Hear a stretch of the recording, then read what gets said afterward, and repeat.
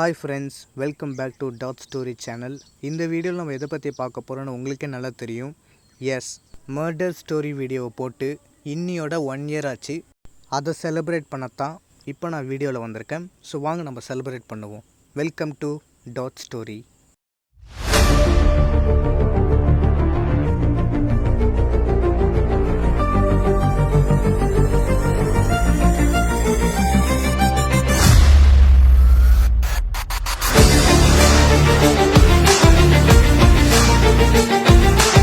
Friends, இப்போ நான் dot ஸ்டோரியோட தேமை நான் மாற்றிருக்கேன். அதை நான் இப்போ காட்ட போகிறது கிடையாது. பேட் வுல்ஃப் கிளைமேக்ஸ் கம்ப்ளீட் பண்ணதுக்கப்புறமா நான் புது ஸ்டோரி ஒன்று போடுவேன். அதில் நம்ம டாட் ஸ்டோரியோட புது தேமை நான் போடுறேன். ஸோ இப்போ நம்ம மர்டர் ஃபஸ்ட் ஆனிவர்சரி வீடியோ நம்ம பார்த்துட்டு வந்துடுவோம். வாங்க பார்க்கலாம். மீரா மட்டும் தனியாக ரோட்டில் நடந்து போய்கிட்டு இருக்கா. மலையில் நனைஞ்சிக்கிட்டே ரோட்டில் ஓடிக்கிட்டு இருக்கா. அப்போ தூரத்தில் ஒரு வீடு ஒன்று தெரியுது. அந்த வீட்டுக்கிட்ட போய் பார்க்குறா. அப்போ மீராவுக்கு ஷாக். ஏன்னா அது ஒரு ஹாண்டட் ஹவுஸ். மீரா திரும்பி பார்க்குறா.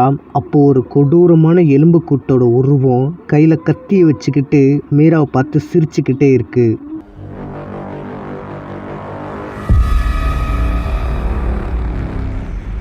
ஒரு வெட்டிங் பிரைட் ட்ரெஸ்ஸை போட்ட பொண்ணு கையில் கத்தியை வச்சுக்கிட்டு மீராவை கொடூரமாக கொலை பண்ணிடுறா. இந்த கிளிப்பை நீங்கள் பார்த்துருப்பீங்க. இதுதான் இந்த டாட் ஸ்டோரியோட ஃபஸ்ட்டு வீடியோவே. இந்த வீடியோவை நான் தயாரிக்கவே ரொம்ப நான் கஷ்டப்பட்டேன். இந்த வீடியோ பார்த்தீங்கன்னா 25 நிமிஷம். அது மட்டும் இல்லாமல் இந்த வீடியோவில் வர்ற சீன் ஃபோட்டோஸை நான் ரொம்ப கஷ்டப்பட்டு தேடினேன். ஆனால் இதில் என்ன வருத்தம்னு பார்த்தீங்கன்னா, நான் கற்பனைக்கு நினச்ச மாதிரி இதில் பாதி ஃபோட்டோ தான் வந்துச்சு, மீதி ஃபோட்டோ வரவே இல்லை. அதுதான் எனக்கு கொஞ்சம் வருத்தமாக இருந்துச்சு. இருந்தாலும் பரவாயில்ல, இருக்கிற ஃபோட்டோஸை வச்சாதான் நம்ம இந்த வீடியோ க்ரியேட் பண்ணி ஆகணும்னு சொல்லி தான் இருக்கிற ஃபோட்டோஸை வச்சு நான் இந்த ஸ்டோரியை நான் உருவாக்கினேன். நினச்ச மாதிரியே கதை ரொம்ப பயங்கரமாகவும் ரொம்ப த்ரில்லிங்காகவும் வந்துருந்துச்சு. என்னோடய ஃப்ரெண்ட்ஸு கூட கமெண்ட் பண்ணியிருந்தாங்க, ஸ்டோரி ரொம்ப பயங்கரமாக இருக்குது அப்படின்னு எனக்கு சொன்னாங்க பார்த்துட்டு.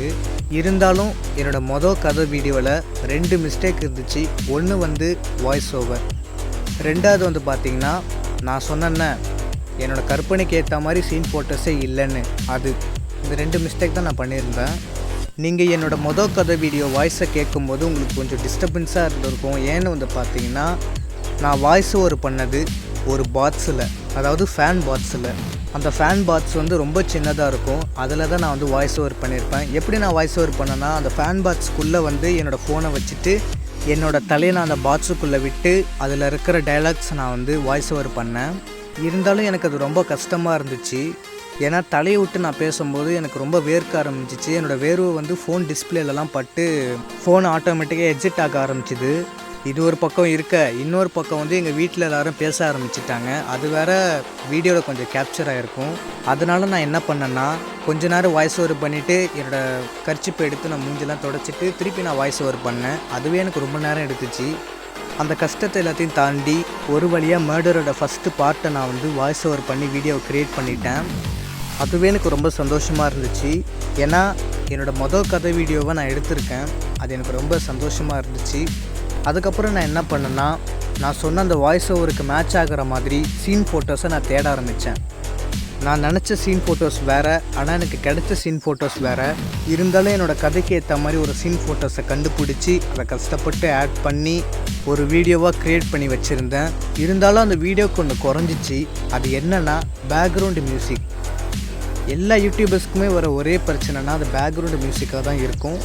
கண்டென்ட் பார்க்குற எல்லா இடத்துலையும் கிடைக்கும். ஆனால் பேக்ரவுண்டு மியூசிக் மட்டும் நம்ம நினச்ச மாதிரி வரணும். அதுதான் ரொம்ப கஷ்டம். அந்த கதவை திறந்துக்கிட்டு உள்ளே போகிறா. டோர் க்ளோஸ் ஆகிறதுல அந்த டோர் மீராவை தள்ளி விட்டுருது. மீராவும் கீழே விழுந்துடுறா. அவள் கையில் ரத்த காயம் ஏற்படுது. இப்போது மீரா அந்த ஹாண்டட் ஹவுஸ்க்குள்ளே தான் இருக்கா. மீரா எழுந்திருச்சு அந்த ஹாண்டட் ஹவுஸ் டோரை தட்டுறா.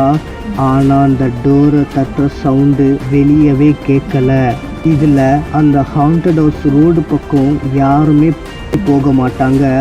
மீரா மட்டும் தனியாக டெய்லி ஸ்கூலு விட்டு நடந்து போய்கிட்டு இருப்பா. ஹாரர் மியூசிக்கை நான் எப்படி தேடுவேன்னா, ஃபஸ்ட்டு அது ஆடியன்ஸை பயமுறுத்துகிற மாதிரி இருக்கான்னு செக் பண்ணுவேன். அதே சமயம் நல்லா கேட்குற மாதிரி ஒரு தேமாக இருக்கணும் அப்படின்னு சொல்லிட்டு நான் ஃபிக்ஸ் பண்ணி தான் ஹாரர் மியூசிக்கை நான் தேடி போனேன். ஆனால் நான் நினச்சது வேறு, ஆனால் எனக்கு கிடைச்சது அதுக்கும் மேலே. ஹாரர் பேக்ரவுண்ட் மியூசிக் நான் நினச்சதை விட ரொம்ப ரொம்ப அற்புதமாக இருந்துச்சு. அதனால் நான் என்ன பண்ணேன்னா ஹாரர் பேக்ரவுண்ட் மியூசிக்கை நான் என்னோடய வீடியோவில் ஆட் பண்ணேன். ஒரு வழியாக எல்லா தடைகளையும் தாண்டி என்னோடய வீடியோவை நான் எக்ஸ்போர்ட் பண்ண அடுத்த செகண்டே என்னோடய ஸ்டோரி வீடியோவை நானே போட்டு பார்க்க ஆரம்பித்தேன். என்னோடய கதை வீடியோவை நானே ஃபுல்லாக பார்த்து முடித்ததுக்கப்புறம் என்னை பார்த்து நானே வியந்து போயிட்டேன். ஏன்னா இப்படி ஒரு ஹாரரான ஒரு கதையை நான் க்ரியேட் பண்ணியிருக்கேங்கும் போது எனக்கு ரொம்ப சந்தோஷமாக இருக்குது. மீராவோட பின்னாடி இருந்துக்கிட்டு யாரோ அவளை தள்ளி விட்டுடுறாங்க. அப்படி தள்ளி விடும் போது மீரா எங்கே போய் விழுகிறான்னா அந்த படிக்கட்டை உடச்சிக்கிட்டு திடீர்னு அவன் பேஸ்மெண்ட்டுக்கு கீழே போய் விழுகிறா. அப்போது பேஸ்மெண்ட்லேருந்து கீழே விழுந்த மீராக்கு கால் கை எல்லாமே உடஞ்சி போயிருச்சு. யாராச்சும் என்னை காப்பாற்றுங்க, யாராச்சும் எனக்கு ஹெல்ப் பண்ணுங்க அப்படின்னு சொல்லிட்டு மீரா கத்திக்கிட்டு இருக்கா. அப்போது ரூமில் பார்த்தா அந்த கத்தி வச்சுக்கிட்டு இருந்த பொண்ணு இங்கே பேஸ்மெண்ட்டு கிட்ட நின்றுக்கிட்டு இருக்கா. மர்டர் கதை எப்படி வந்துச்சுன்னா, ஃபஸ்ட்டு அந்த ஸ்டோரியோட பேர் மர்டரே கிடையாது. அந்த கதையோட ஒரிஜினல் பேர் ட்ரீமர் சாப்டர் 1. எதுக்காக நான் பேரை மாற்றினேன்னு கேட்டிங்கன்னா, என் மைண்டில் தோணிக்கிட்டு இருந்த ஒரு 8 கதையை நான் என்னோடய நோட்டில் எழுதி வச்சுருந்தேன். ஆனால் என்னோடய பேரண்ட்ஸ் அந்த நோட்டை இரும்பு கடையில் போட்டுட்டாங்க. அதுக்கப்புறம் நான் அதே கான்செப்டை எழுத எனக்கு ரொம்ப ரொம்ப கஷ்டமாக இருந்துச்சு. அதனால் நான் என்ன பண்ணேன்னா வேறு கதையை நான் எழுத ஆரம்பித்தேன். அந்த கதையும் நல்லா ஹாரராக த்ரில்லராக தான் வந்துச்சு. அந்த கதையோட பேர் தான் murder chapter 1. Story video upload பண்ணி ஒரு வாரம் கழித்து நான் பார்த்தேன். அப்போ ஒரு 7 வியூஸ் 8 வியூஸ் போயிருந்துச்சு. அதை பார்த்தேன்னா நம்மளால் இன்னொரு வீடியோ க்ரியேட் பண்ண முடியும் அப்படிங்கிற ஒரு நம்பிக்கை எனக்கு வந்துச்சு. ஆனால் ஒரு குறிப்பிட்ட சீனுக்குள்ளே நான் ஒரு மிஸ்டேக் பண்ணியிருப்பேன். அதுதான் பேக்ரவுண்டு மியூசிக்கை நான் கொஞ்சம் இன்க்ரீஸ் பண்ணியிருப்பேன். அதுதான் நான் பண்ண ஒரு பெரிய பிரச்சனையே. இருந்தாலும் வியூஸ் ஓரளவுக்கு சூப்பராக தான் போச்சு.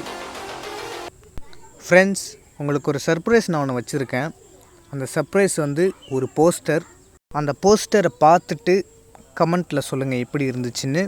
வாங்க அந்த போஸ்டர் போய் பார்ப்போம்.